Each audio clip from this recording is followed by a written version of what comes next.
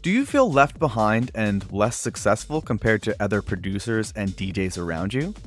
Luckily, there is only one thing you must master today if you want to level up your production skills and build a catalog of high quality music that gets attention from labels and tastemakers. So in this video, I'm going to give you a step-by-step plan to get ahead of 99% of music producers within the next 6 months, as well as a proven system for consistently finishing and releasing high-quality music without waiting for inspiration. Stick around until the end of the video for a gift that will help make all of this even easier. Now, this first step is both the most important and the hardest, which is weird because it should probably be your favorite thing to do since you want to be a music producer. Did you know that the very first song I made that hit 1 million streams wasn't from a label signing, Facebook ads, or some TikTok dance? The truth is that I had been consistently releasing one song per month on Spotify for at least 6 months leading up to that epic moment. But it actually wasn't consistent releases alone that helped me start to finish and release songs that ended up getting over 6 million streams on Spotify and getting added to over 30 official Spotify editorial playlists.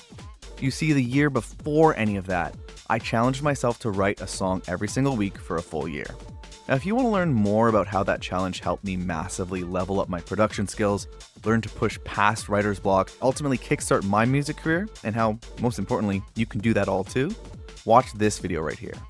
Because the first step is to challenge yourself to finish one new song every 7 days, whether it's for 3 weeks, 6 months, or a full year. This is the most reliable way to build a catalog of high quality music that gets attention from labels and tastemakers. For today though, I want to build on that and reveal a slightly different, but even more powerful secret weapon that 99% of artists are sleeping on. This secret weapon will make it much easier for you to finish 26 songs in the next 6 months. So let's jump into the blackboard to break this all down. Alright, so if you commit to finishing one song every single week, that's definitely going to be the fastest way to level up your production skills and build that catalog of high quality music that gets attention from labels and tastemakers. If you're finishing a song every single week, it's only a matter of time before that happens.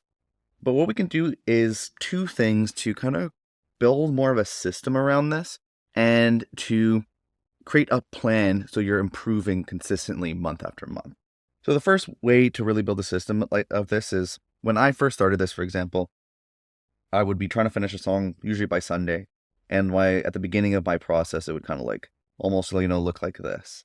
Trying different things each time, experimenting quite a bit, and every song would look quite different. Over time, by working on music so consistently every single week, you might be able to start to identify patterns and specific ways that you want to work so that you're ending up building up your own system. So I go over this a lot more in the other video that I'd recommend. It should be above or whatever, where we go over the 52-week challenge in more detail. But that is ultimately the idea. So for me, I usually start on Fridays, and that's because usually new songs are coming out on Friday. So if I want to look for a remix opportunity, or if I want to see a new song that's on the Beatport charts that I might want to remake, that seems to be a nice way. And it's also a fun way to kind of kickstart the weekend, knowing that there's a new song that you can work on. So usually at this point, I'll kind of figure out what song what I want to work on. And then on Monday, I'll create a big old loop. Then on Tuesday, I'll turn that loop into a full arrangement. And then on Wednesday, I'll finish it by mixing and mastering.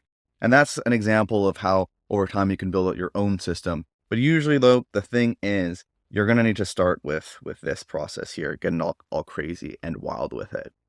Now, what you can do also to take things a step further, to add even more clarity to all this and make it so you're really, really improving and you actually have a step-by-step plan, is to use something I've been calling a 3-2-1 planner. And what this is something that I found when I started looking into, as I was getting more into teaching on YouTube, and I was getting into building courses and trying to figure out ways to make sure that people are understanding what I'm saying. There's something called, I think, a 3-2-1 something, where it's almost like a self-assessment, where you basically look at the 3 things that you feel like you did good. Then you want to look at you look at the 3 things that you did good. Then you want to look at 2 things that you did bad. And then you want to look at the number 1 thing that you can improve on. And we can apply this to music production as part of like a monthly review. The idea is each month you want to take some time to listen to your music, reflect on your music. It can actually be quite fun, like reflecting on everything you've done, but listen to it from the perspective of trying to answer these 2 questions first. So the first one, start with this one, and then move on to the bad. So you want to listen to everything over maybe like, 15, 20, 30 minutes, listen to some music, enjoy the process, and kind of take mental notes of what things you did good, what things you did bad. And then after that, you can reflect on the bad to figure out the number one thing that you want to improve on. And this way, you're setting yourself up so that the next month you have that one thing in mind that you can improve on.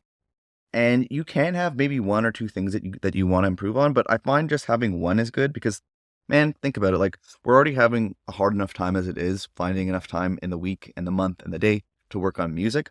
Also adding on like 17 things that you want to improve on, like EQ and compressing and all sorts of different things. It's going to overwhelm you and you're probably not going to be able to get as much done as you wish. And then that might lead into you feeling unsatisfied with your music career, and that could roll into like a negative momentum kind of situation. So by having one thing, it's a lot more manageable. And if you can do more, you can do more. But at least just having one thing, it sets a pretty solid goal for you to achieve. And what you want to do for this improve is something very specific. So for example, you might notice that your mixes aren't loud enough. Like when you're mastering, you notice that one bad thing is it's just not loud enough. And when you compare it to other tracks, like your LUFS is way quieter and your tracks aren't hitting it as hard enough. So you might want to improve mastering. So then for the next month, it adds some clarity to what you want to improve on. And say if you're someone who really likes looking at YouTube tutorials and all that kind of stuff, you can focus that month instead of aimlessly looking at random production YouTube tutorials. You can really focus on finding ones that are about mastering and solving that one thing that you really need to work on.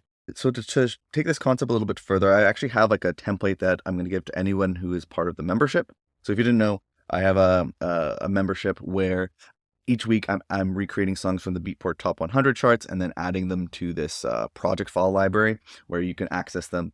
And I'm also adding in all these extra little weird tools and fast shortcuts that I've been making available to everybody in that membership as well. And so I have something for this 3-2-1 monthly review that I'm going to show you. And then also I'm going to show you some of my past reviews that I've done. So like a couple months ago, I had a couple things I said for good, a couple things I said for bad, and the one thing that I wanted to improve on. So I can show you like a real example of how I'm actually using this. And just like everything I teach on this channel, it's actually stuff that I'm actually doing that I'm noticing that's helping me with my music production. And that's why I'm sharing it with you. It's not just add a piece of YouTube for the week. So with that ramble out of the way, let's jump into that. All right, so this is a look at my 3-2-1 monthly review planner. You can use a paper or a doc or anything. In this case, I'm using something called Notion. I just kind of like it. And if you want access to this one exactly like this, set up like this, you can find that over in the membership. There'll be a link to join in the description. So this is kind of how it's set up. Basically, there's just 4 kind of columns. One is the month to keep track of when it's happening. Then it's 3 things I did good, the 3 things I did bad, and then the specific ways to overcome the problems for the next month. So now let's take a look at some of these actual examples. So you can see I've been doing it for exactly almost a year, which is really cool. So let's have a look at some of these ones when I was first starting out. So way back in September, like not this September, like a year ago September. Things that I did good was balancing and loudness has been improving. I started to mix better in DJ sets and I produced a lot. So at this point I was just happy that I was producing more, and I was actually adding them into like DJ sets that I was doing and like noticing that they were like mine were kind of starting to catch up in terms of like loudness and quality. Things that I did good was like my bridges or those breakdowns. I seem to always be lacking. My mixes sounded unclean and distorted in the high end, so like overly saturated. And I had a third one here, inconsistent loudness and balancing. So I did note that it's improving, but not all my tracks were like having a consistent loudness when it came to mastering. So specific ways to improve, probably put too many here, but having the courage to make lead sounds more prominent, spending more time producing and studying bridges, keeping work on the clip to zero method, template, and kind of thing like that. So maybe a few too many specific ways, but this is also when I was starting this idea. So I was kind of overdoing it and learning that I had to set it to be maybe one or two specific ways. And this is why when I was telling you earlier, like, to just have one or two, it's from experience that when I had a bunch of these, I wasn't able to hit all these. And so that's why I'm trying to make you learn from my mistakes, right? So let's move on to the next month. So things that I did good is those bridges improved. My kind of checklist of things improved.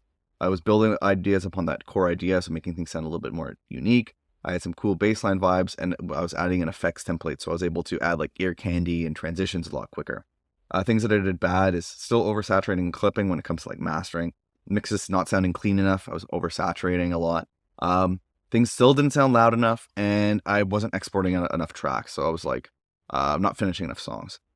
Ways to overcome: focus and study on saturation and clipping. So I'm directly trying to like notice like my mixes aren't clean, they're not loud, and they're saturating. So like I want to learn more about this process, and then figure out dynamic range processing. So all this was like really about the idea of like trying to make my master sound louder, and it gave me a lot of focus on what to like study in terms of like the next month. I spent a lot of time studying saturation and clipping and dynamic range and stuff like that to specifically overcome this problem instead of randomly looking at random YouTube videos. It adds a lot of, you can almost create your own step-by-step plan each month, showing what you need to focus on, and what you need to learn each month, a custom plan for getting better and better by doing something like this.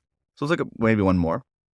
Next month in November, still probably too many things going on here. Things that I did good: match some high quality tracks. So when I was referencing, I noticed I was getting a lot better at it. I got my masters to around -7 decibels LUFS, which is really good. Before I was at like -10, and it was like distorted in clipping and stuff. I got my levels closer to the references, my clarity improved, and that saturation improved a bit.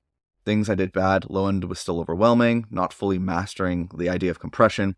Sometimes the clarity wasn't there, sometimes still oversaturated. So I'm improving slowly, you can see, and I wouldn't notice these things unless I was like looking back at my music and trying to like analyze it and see where I could improve, and then trying to improve it. And then the next month seeing, did I hit that or not? And that's how you can really get a lot of growth in your music and really in anything. But not enough changes, more elements needed. And then the specific ways to overcome: keep practicing compression, keep reducing the amount of saturation, get better at Simplant, kind of like another random idea.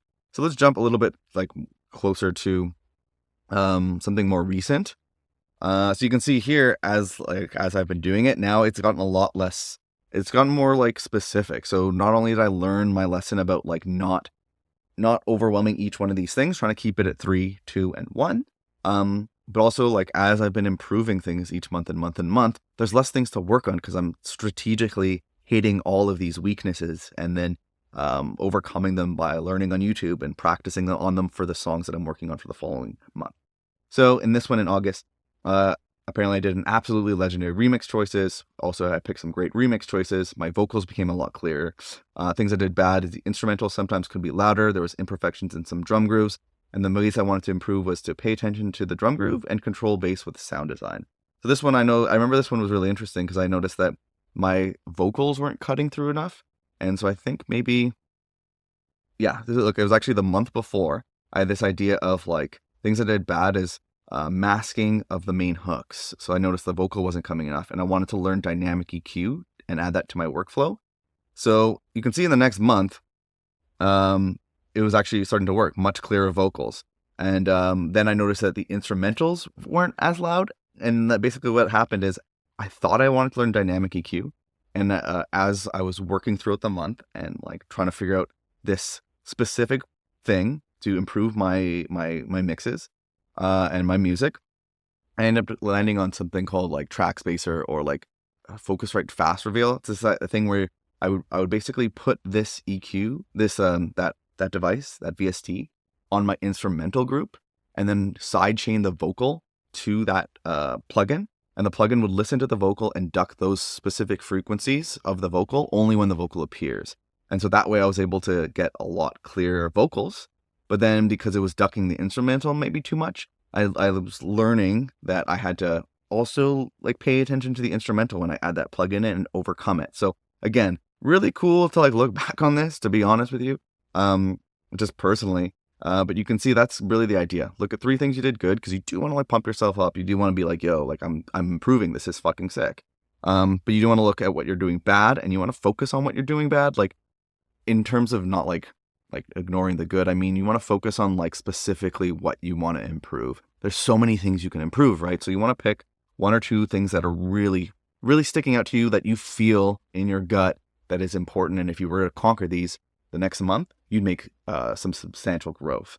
And then figuring out some kind of way to look into it. And sometimes you might not know what it is. And it might be you have to do a lot of YouTube searching or reach out to someone or whatever it is.